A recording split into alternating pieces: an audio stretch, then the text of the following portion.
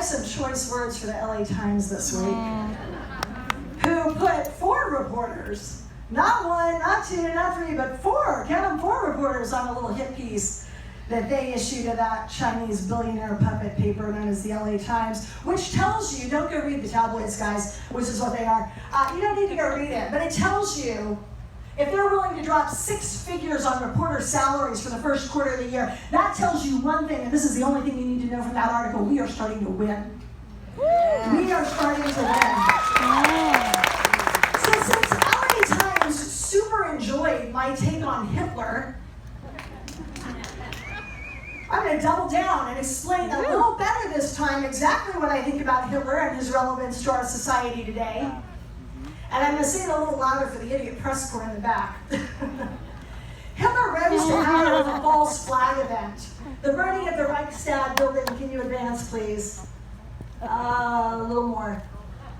There we go. Burning the Reichstag building in Germany. They blamed it on the communists. Many people thought the Nazis set it themselves, but it kind of doesn't matter who set the fire because they hung the commies with the reason for the fire. And they used that as an excuse to whip the entirety of Germany, including the government, into such a frenzy that Hitler was then able to push through changes to more than 400 laws that made it much easier for him to hunt Jews down and persecute Jews and kill Jews. Right. And I think there's a little sidebar here that I want to go into. I think it's highly ironic that the last time I talked about the Reichstag fire was on January 6th. On January 6th, for those of you who don't know, I was set to be speaking during the afternoon a mile away from the Capitol. So my husband and I were walking to my speaking engagement down the street past the Capitol when we started seeing little people running across the lawn. And my husband and I looked at the people and looked at each other and said, "We don't trust the government very much. We don't know that they won't be using real bullets to defend their capital. Let's keep walking." And we did. And I spent the rest of the afternoon a mile away from the Capitol speaking about the Reichstag fire and Hitler. And at the end of the day, we were walking back past the Capitol to walk a friend and a group of friends to their car. And you can advance. And somebody came up to me, a fan came up to me and said, "Hey, I want to do a little selfie." Dragged me up the steps to the front of the Capitol. I've never been there, never seen it. She takes a selfie. Nobody's at the Capitol, at least on this side at this point. There's like a handful of people. But Buffalo guy came along behind me, and the LA Times, I think, found that. I don't even have a photo to commemorate the day, but they did. And then we kept walking down the sidewalk, and we were walking here. Right? And all of a sudden, we hear this huge kabang. And I look at my husband, and I go, "What the heck was that?" My husband's ex-military, 10 years, and he goes, "That sounded like a flashbang.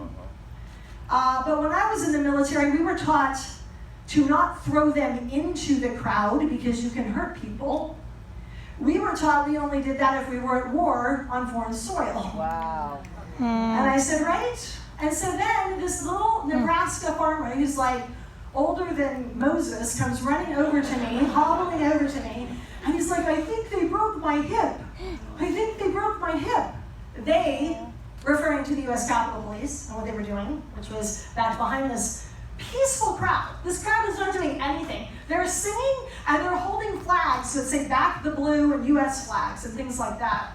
And so I left the little Nebraska farmer with my husband and friends, because the U.S. Capitol Police were continuing to do such things. Somebody stuck a bullhorn in my hand, which is always a good move or a bad move, depending on if you're a lover or a hater, right? And I went over to the Capitol Police, like right about here, and started telling them, because they were up there, that they had a duty to the U.S. Constitution, and far from quelling any riot, they seemed to be inciting one. So just to be clear, I don't really care if you're U.S. Capitol Police firing on a 75-year-old guy who's a Vietnam vet and defended this country so your useless body can start sucking oxygen in 2021. And I don't rightly care. Nasser is like, I don't really care if you're Costa Mesa PD and you're arresting 2 mothers for the audacious act of breathing oxygen, which they are constitutionally allowed to do. And by the way, I said it once to Costa Mesa PD, and I'll say it again today. You arrested the wrong damn people. Mother's Market, I was there. Locked those women in the store. That ain't called trespassing. That's called false imprisonment. And the police department should have been arresting the store employees, not the victims. That's right.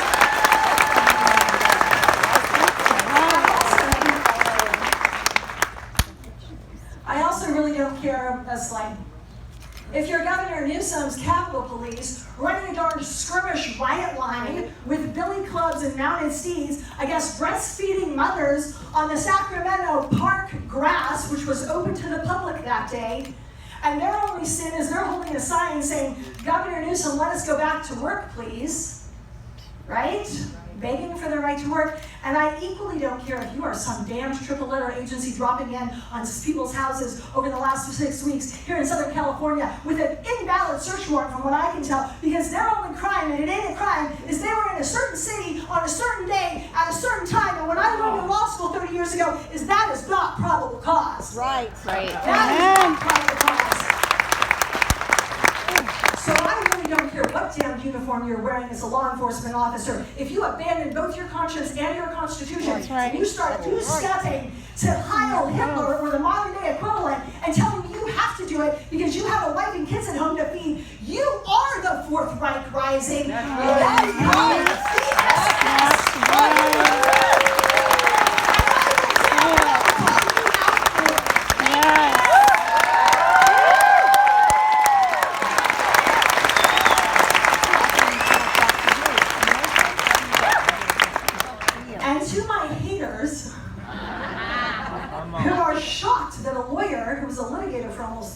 Would use her First Amendment right, not from behind the safety of her keyboard, but face-to-face with tyrannically behaving cops.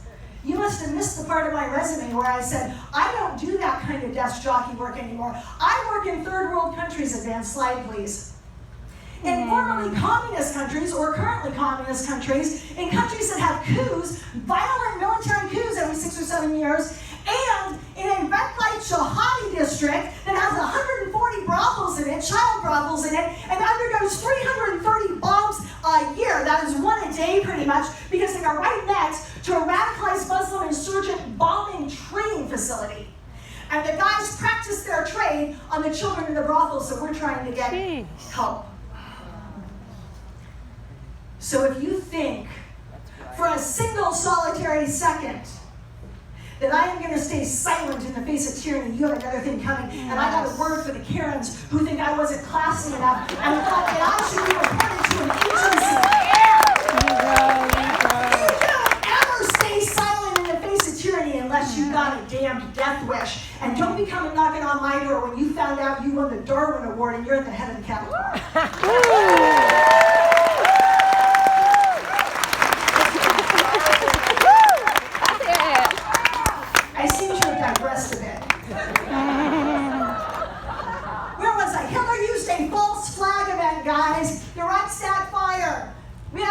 That is 99.9% survivable, and we had turned our entire planet upside down over it. You can do the math. Hitler then went on to change 400 laws in 6 years. Guess what Newsom's done?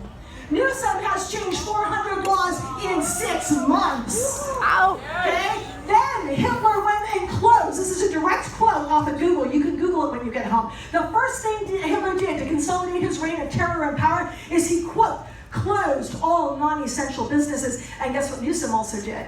Then Hitler targeted the children, closing Jewish schools. Well, hell, Newsom's got him beat. He's just closing all damn schools. Then he targeted Hitler did his police chief because he didn't want a police force. He wanted his personal own little SS brigade. Newsom is also targeting the police. When he's not busy arguing they should be defunded, he's busy releasing rapists and murderers so that they can come reaccost their prior victims, which they already have. Okay? Hitler deprived Jews of oxygen. How did he do it? That's known as a gas chamber. Yep.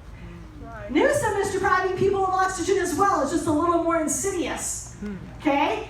Hitler rolled out experimental programs designed to inject toxic chemicals into people to see what would happen. Guess what else we're doing today?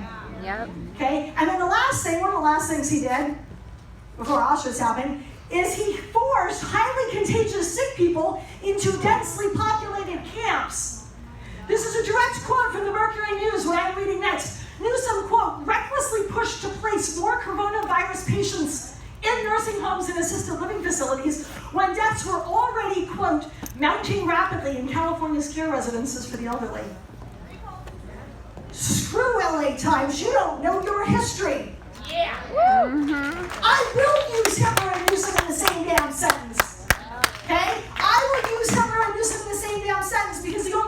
crime is not using them in the same sense. The only crime is not drawing that parallel until we're sitting in a detainment camp headed for a death sentence.